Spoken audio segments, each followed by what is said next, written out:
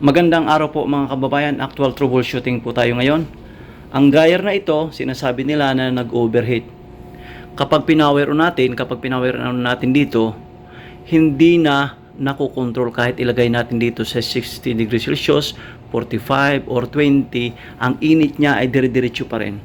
Ipapakita ko sa inyong resulta kapag nag-overheating ang ating dryer. Yan. Yan. Ito ang ebidensya. Nakita nyo po ito. Nag-melt na siya, oh. Tingnan nyo po, ah. Nakita nyo po yan. Dahil nag-overheat. Kaya, kapag may report na ganito, dapat aksyonan agad natin. Imbestigahan kung anong naging ang problema. Sa ngayon, in-off ko ang power. Kasi nakita nyo na nga, obvious naman nag-overheat. Ang pwedeng maging problema nito, itong sa controller o kaya ang ating contactor. Binuksan ko na ang panel na andito. Binuksan ko na. Ang ating isolator na andon, naka-off na. Obserbahan natin, ha. Maaring ang contactor ng ating heater welded na.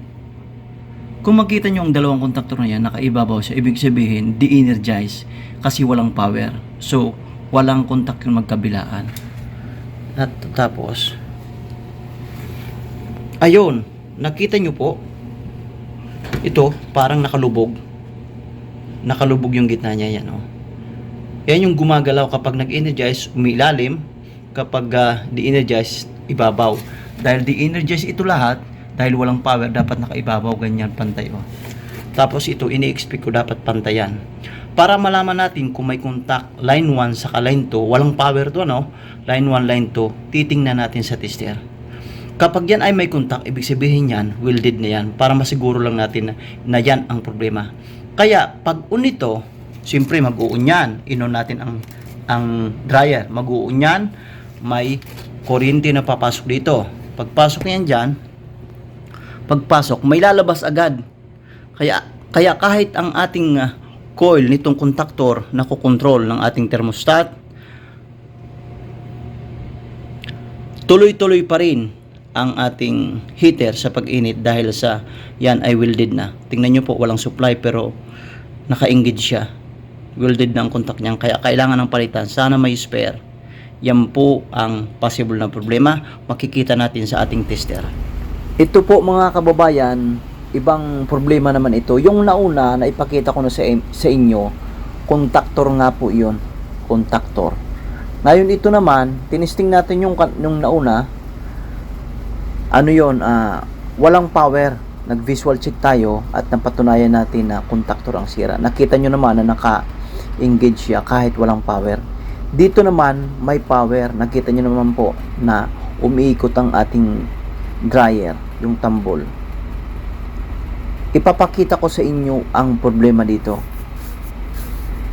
Ang setting ng ano dito, yung ating control ay ano lang, hanggang 60 lang. Ayan po mga kababayan, nakita nyo po yun, no? 45. Pero ang nag-alarma sa kanya ay filter. Ibig sabihin lang napakainit niya, napakainit na niyan. Napakainit yan. Kasi dapat sa 45 kung saan natin sinit yun, dapat magkakat siya sa 45. May na-detect siyang init papunta dun sa sa filter niya, doon na banda. Ang sensor noon nasa 80 ata, 80 degrees Celsius. Umabot na sa 80. Hindi pa nagkakat sa ating control. So ang may problema nito dito na sa ating control, maaring ang sensor nito o ito mismo. Ayan mga kababayan, ibang case naman po ito. Tingnan nyo po ang contactor dito, nakita nyo po yan, bago na rin yan, mga nakaraan yan. Parang ako rin ata nagpalit nito, hindi ko ma-sure. Yan. So dito controller o yung ano niya, yung sensor na papunta sa controller niya. Maraming salamat po sa inyo dyan mga kababayan. Sana po nagustuhan nyo ang video na ito. Manatila po kayo sa aking channel. Yan.